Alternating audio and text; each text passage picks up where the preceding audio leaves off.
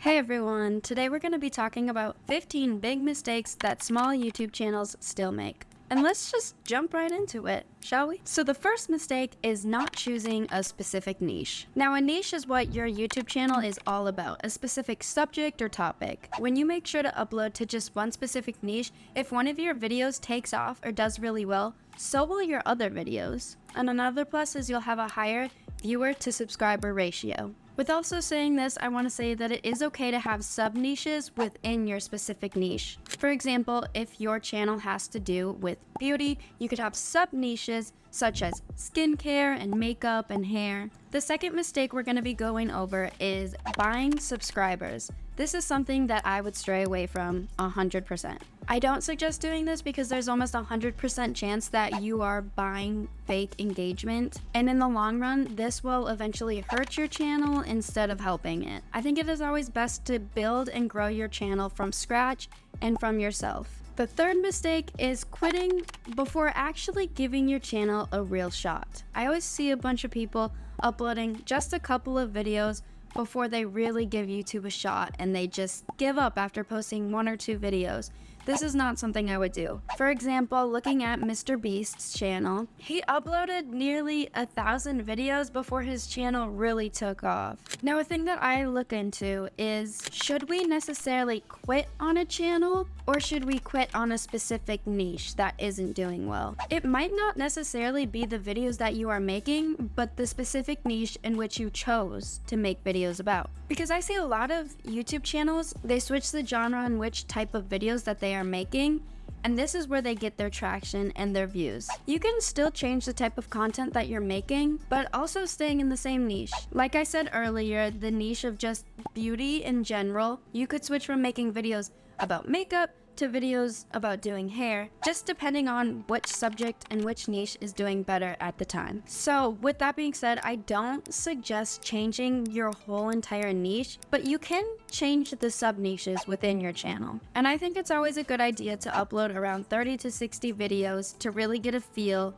and to dip your toes in the water to see if you're getting any type of traction before really going, hey, this isn't for me. And a good idea is to compare the videos that you are making to other videos within your niche on YouTube that are popular. And I say this in terms of editing, thumbnails, scripting, and things like that. Analyzing other people's channels that are within your niche can help you improve yours. But at the end of the day, the only channel that you are competing against is yourself. And to improve your own channel, make sure to model after what is working. Alright, mistake number 4, not optimizing your videos. So when you are uploading a YouTube video, YouTube gives you the ability to fill out a title, a description, and add tags to your video. And let me just say, they do this for a reason. And the reason is being YouTube wants to know what this video is about so it can reach the right audience. So you want to make sure that you are taking advantage of this tool that they provide you with. VidIQ is a great website and tool that you can use to help you find good keywords and what is trending at the moment. Mistake number 5, sub for subs. What this basically means is subscribing to other people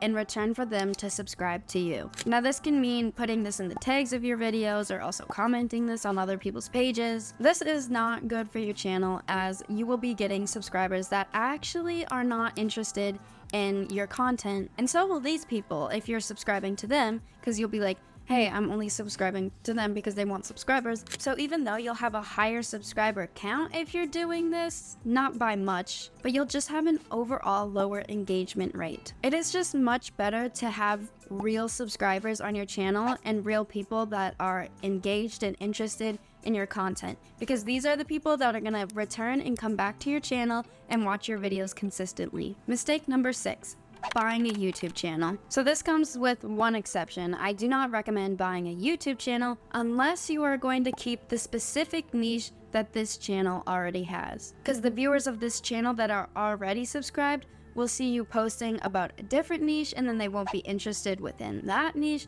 and then they will just unsubscribe. And also, I want you guys to be careful with buying channels just in general, because a lot of these channels that people are selling have fake subscribers, which is why I always just overall suggest starting a YouTube channel from scratch, starting it yourself so you are in total control. A tip for the people who might want to buy a channel is I would go on Social Blade to make sure that there isn't any suspicious activity within this channel that you're interested in buying.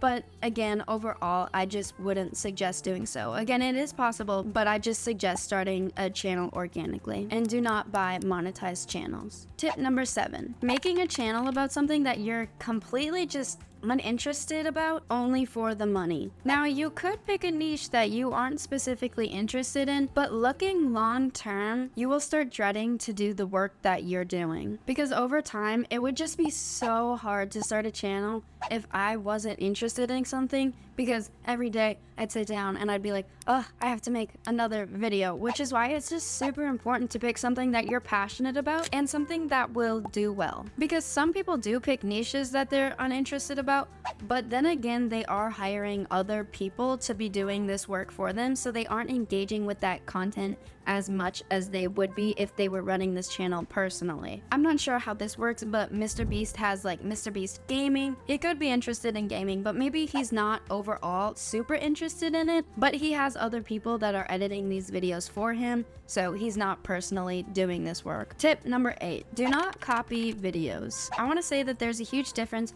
between modeling a channel and copying a channel. I suggest you just never copy somebody else's script or somebody else's videos, thumbnails, etc. word by word. This is not good for your channel in the long run. But something that you could do is, if you see videos that are doing well within your niche, you could watch these videos and take inspiration. Copyscape is a great website that you can utilize to make sure that you are 100% copyright free within your rewriting of scripts or just your ideas in general. Also a tip, if you're ever going to hire people to write your scripts for you, you could also run those scripts through Copyscape to make sure that they aren't copying anybody else's scripts, and just verify that their work that they're doing for you is legit. I'm just looking out for you guys. Mistake number 9, inconsistency. Like I said earlier, a lot of people on YouTube will only upload a few videos and then see those videos not doing too hot and just give up. This would be inconsistency, as you are not giving your channel a fair run. And if you are modeling your videos after what is doing well within your niche, then one of your videos is bound to take off sooner than you think. And the biggest key to YouTube is just consistently posting videos. This could be posting 3 times a week or once a week, or just however many you're able to be doing. And who knows, you could just be one video away from success on YouTube, which is something that I like to keep in mind when I'm feeling like, ugh, I don't know what I'm doing this for. Like, just think, you could be just one video away. When you're setting up a channel, just setting up a schedule for yourself to follow and creating a backlog of videos will help you stay consistent over a long period of time. Tip number 10, making videos that people aren't necessarily interested in. But how do we know if people could potentially be interested in our videos? Well, I would say go on YouTube, search your specific niche that you are interested in. Such as me, I would go on YouTube and I would search just makeup tutorial, because that's something that I'm interested in making, or also just doing in my free time. And then I'm gonna look at the most popular videos that pop up, and you can filter your searches on YouTube to see which videos are doing really well at the moment. And with videos that are doing well, I would say to look at the videos with the amount of views that you would be happy personally getting yourself. A good example would be videos that are getting around 50,000 views to 100,000 views,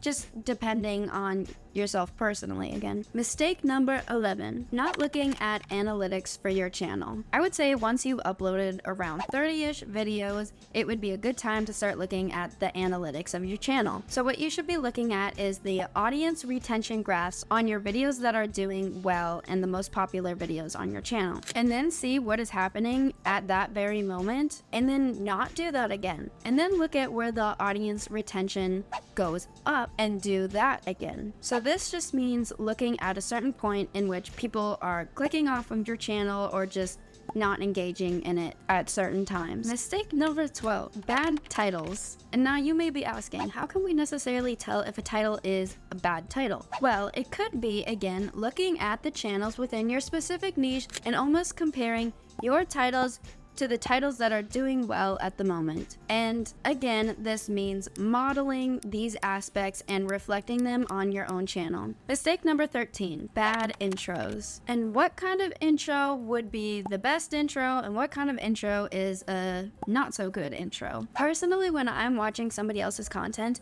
and their video intro is almost half the length of the actual video, I get uninterested and I either skip the intro or I just simply click off. So let me just say, most of the times the best intro is really no intro at all. I love watching videos where they just jump right into the subject that I clicked on the video for. And this is what is called a hook intro. So this would be kind of an example of what I did in this video, is just saying what this video is about and just jumping right into it. When you are in doubt of what to say during an intro, I suggest using this method of just doing no intro at all and just hooking people in with maybe even the title of your video or just what you're going to be talking about. Mistake number 14, not making videos about the right subjects. Well, what are the right subjects to be making videos about? We could jump back onto vidIQ and use keyword tools, and then again modeling after other popular videos. Now you can also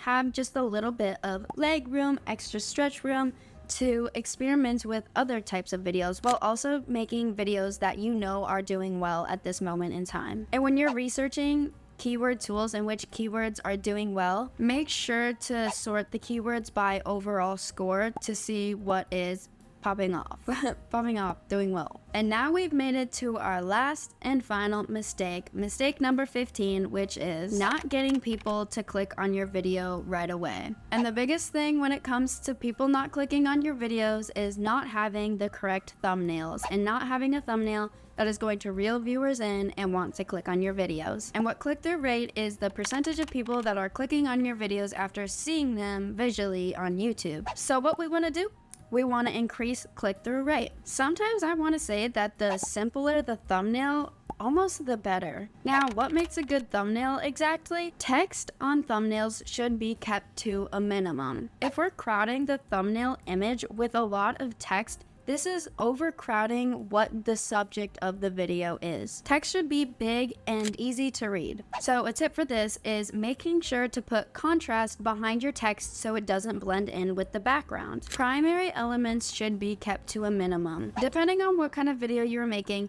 we don't want a bunch going on in a thumbnail. A thumbnail should generally just take about 2 seconds to understand. I've composed a checklist that you guys can look back on when creating your thumbnails to make sure that you are following all of the correct steps. And this would include making everything big and easy to read, while also keeping blank space to a minimum and highlight the big subject in the video. You want to use 3 or less primary elements, and please remember, if you use text, just keep it to a minimum and don't clutter the screen with text. Also, using bright colors will appeal to viewers and make them want to click on your videos more so. And also, just modeling after thumbnails that have done well in your niche already is always a great idea. Now, there isn't a certain goal on the click-through rate in which we want to achieve, but we just want to make sure that it is overall increasing over time and getting better. We never want to see a decrease in one of our skills. We always want to just continuously be improving ourselves and our channels. Alright, so those are all the tips that I'm going to be going through today. Now, if you want to learn how to potentially make money on YouTube without making videos, make sure to click on this